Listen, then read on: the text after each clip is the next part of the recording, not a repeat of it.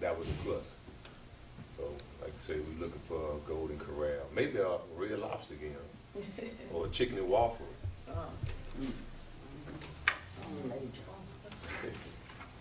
Any public comments?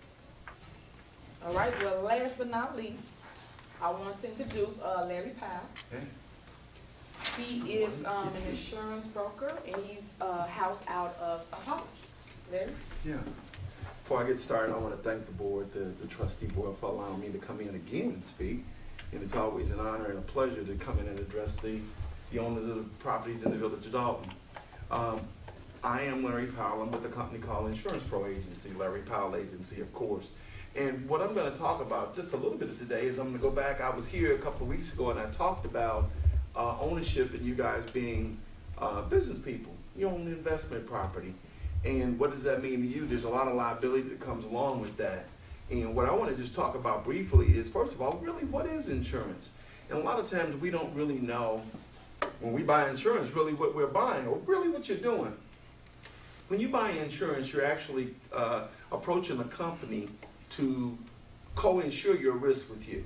You know, I'm going to buy insurance, and really you're putting yourself and making yourself available to say, hey, I want you to co-insure this risk with me.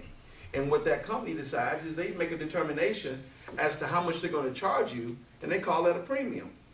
And it used to be pretty flat and level across the board, but that changed a great deal. You see, when you buy or when you go in and ask for that now or ask someone to co-insure it with you, they look at you a little closer. They look at the property. They look at you as an individual. They look at the risk. In other words, they look at your credit. They look at how much of a risk the property is, what condition it's in, and therefore they make a determination as to how much the premium is going to be. Recently, they've even taken that further. They look at your zip code. They look at the area. They look at the type of losses you had. And in doing that, then they come up with the dollar amount that they're going to charge you for a premium. So you see, you and your neighbor could be on the same street. Y'all could have the same house. You could be with the same company. And what they charge you in reference to the premium could be entirely different based on A, your credit, B, the condition of your property. And so those are some of the largest variances there are there. Now, having said that, there's a couple of different types of insurance, especially with property. You've got your basic homeowner's insurance. If it's investment property, it's called dwelling. And then you have something called vacant and board up. The trustee mentioned if the property is sitting vacant for 90 days, you may want to get your water cut off. One of the things I want to mention to you is that in your policy, for your dwelling right now, may it be a homeowner's policy or dwelling, basically if it's vacant for 30 days, you've voided out your policy. So if that property is sitting there for 90 days and nobody's in it and you have a loss, there's a good possibility you may have to eat that loss because that property will not be covered by your current policy. Therefore, you need to move into something called vacant and board up.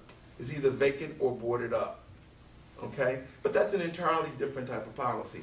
Now, let me just look at these policies in particular and really talk about a little bit about what really makes them different. When we talk about a homeowner's policy, the type of things you have in there is that you live there. That's your primary residence.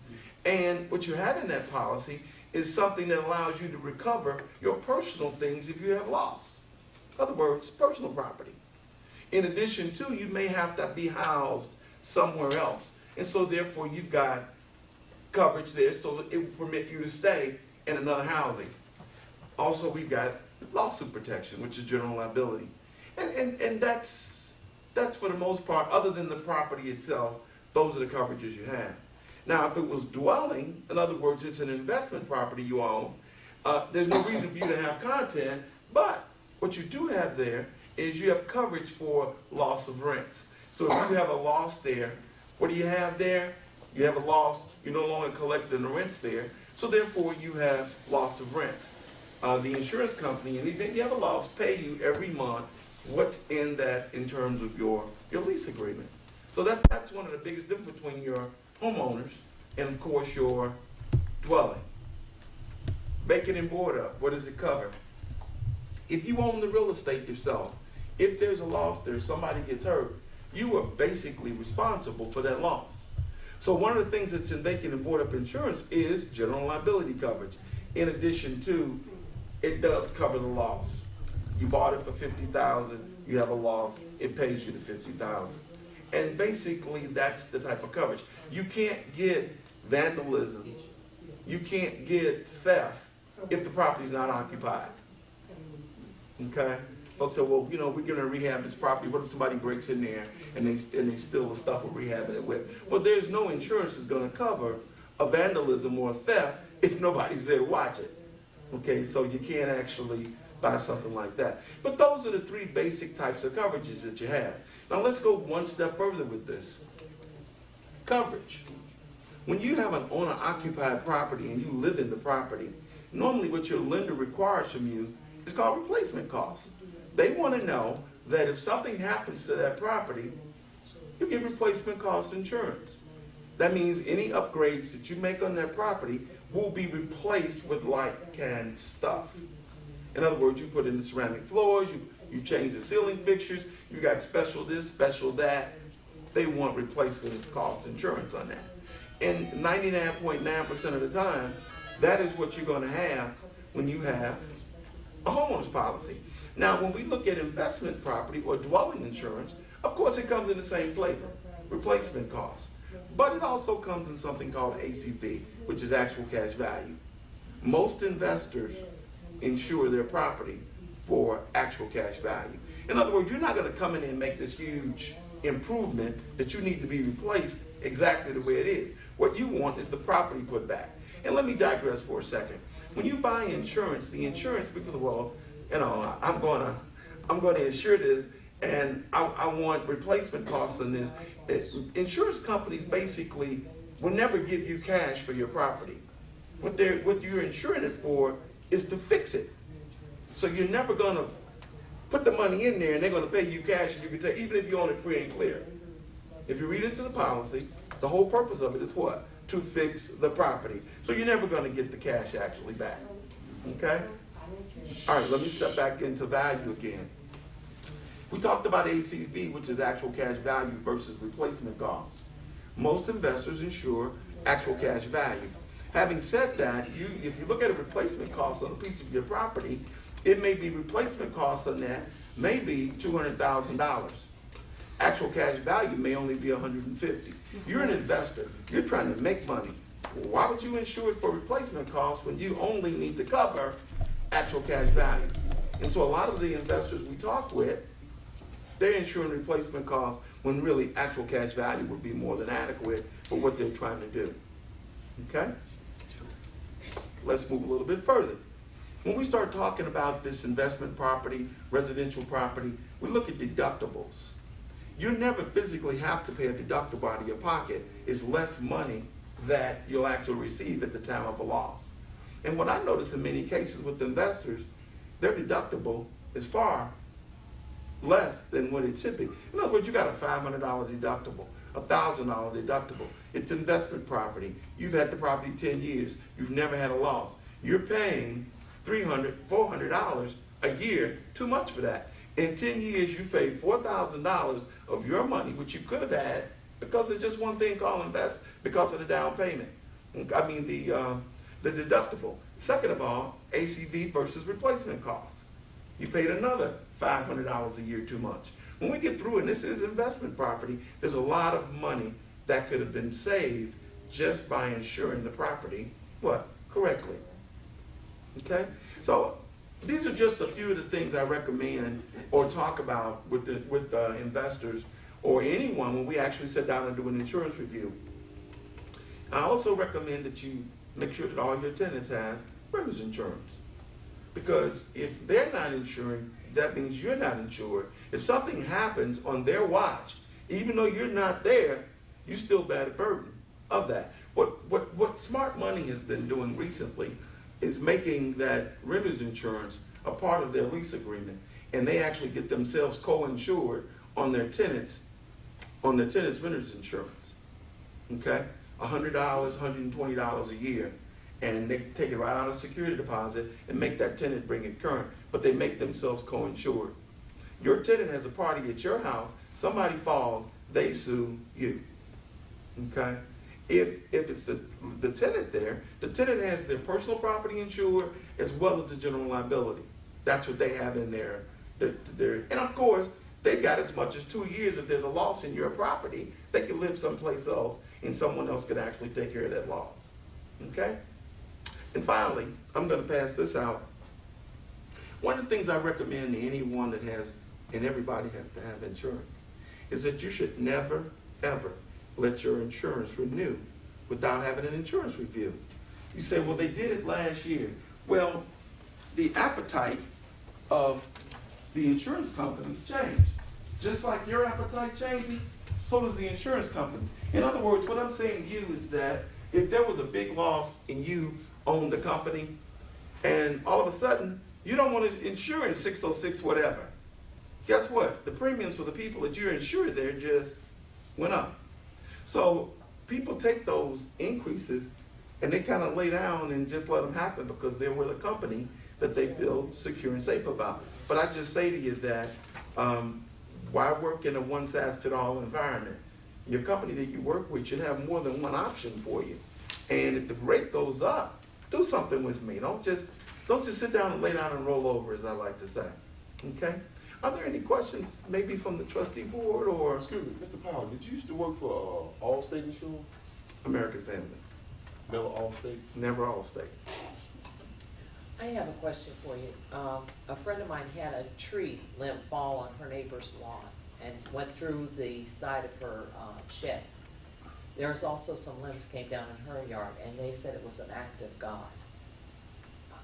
Even though she had an insurance policy, they didn't cover that. That's pretty interesting. It's an act of God. Yeah, that's what they told her, it was an act of God.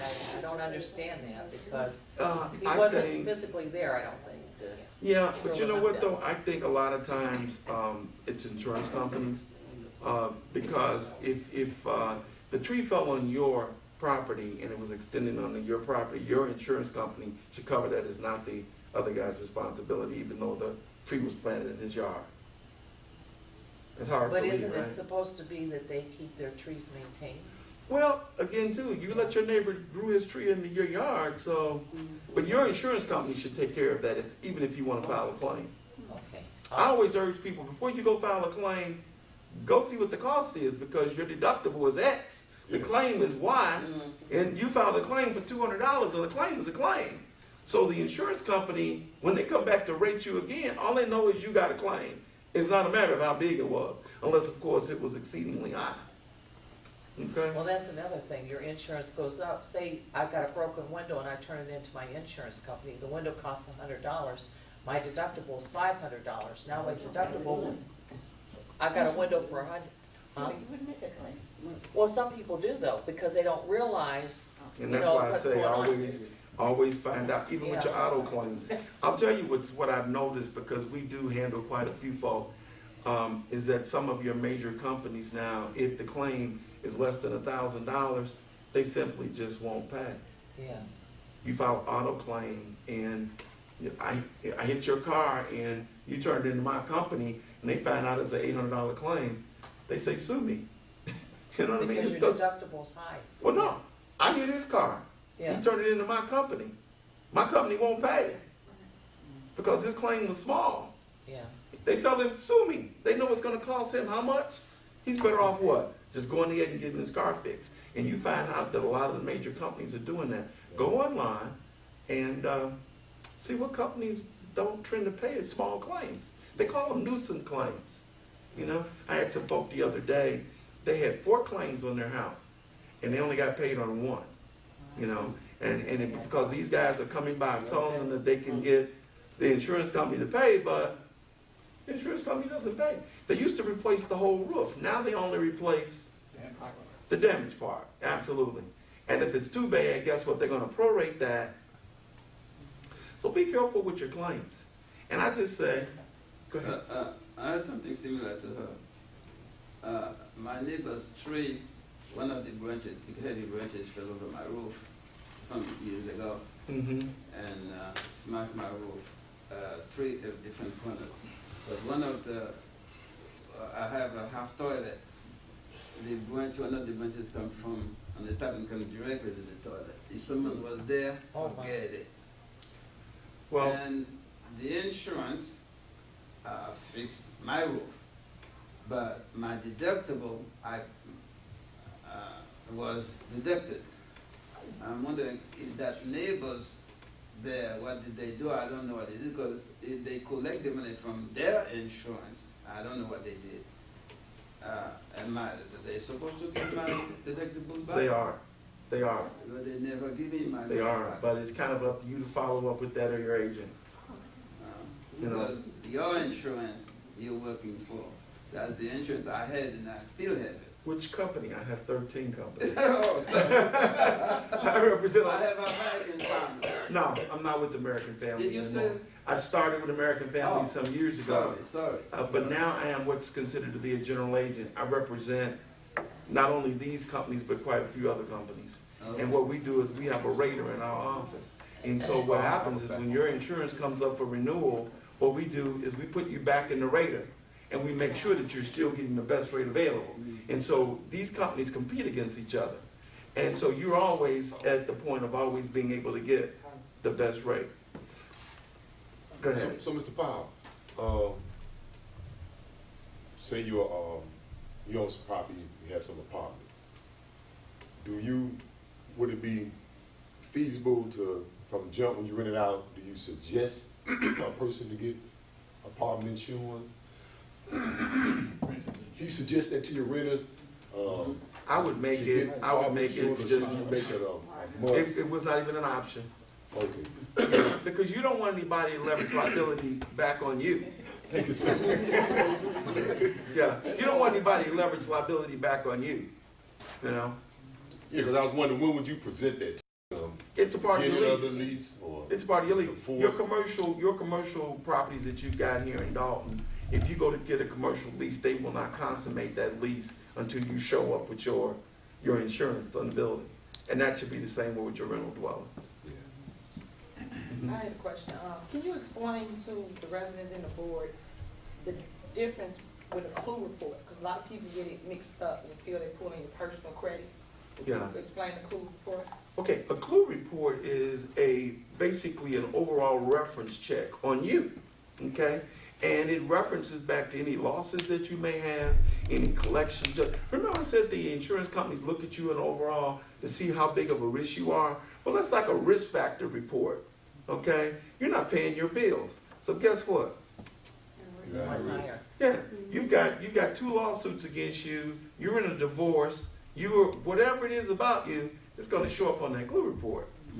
So And then, if that happened, if you're in a lawsuit, you just got a divorce, and you got a high rate on it, probably wouldn't let you get married again, right? but I'll tell you what it will Can't do. get married again, that's it. 2 marriages, that's it. I'll tell you what it will do. When you go to get your auto insurance next time, you can be rest assured it's gonna cost you more. Yeah. Or your homeowner's insurance. I hope you share that with the and new credit card woman, rate so might she go runs up. fast before she marries you. You get that little letter in the mail that tells you that your credit card rate just went from 4.3% to 9 to 17. But a clue report is definitely a look at Can you. you please highlight for us? I'm taking example on me myself. This neighbor has a tree so close to my house, and the roots is coming to my wall. I have a brick wall, and I've been begging him. And plus, the tree itself, when you look from the bottom, it's rotten. The inside is empty. Any wind can boom. I've been begging him to get rid of that tree. Is it on city property? Yes, in Dolton, my house. What's the address? The address is 14430, I think that's his address. 144, yeah, I'm on 4434. I'm on 14430,